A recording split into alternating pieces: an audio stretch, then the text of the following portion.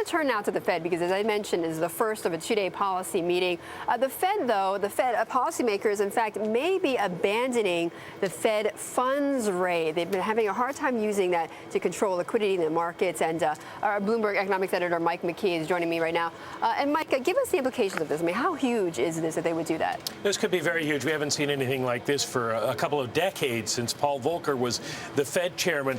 They may abandon the Fed funds rate as their target, and what they're talking about doing is using interest on reserves only.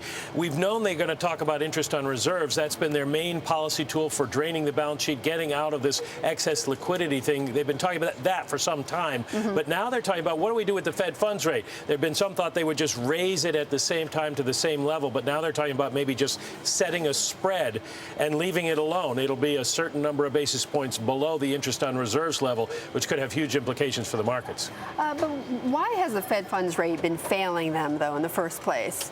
Well, a lot of complicated reasons, but the basic one is they're paying interest on reserves right now.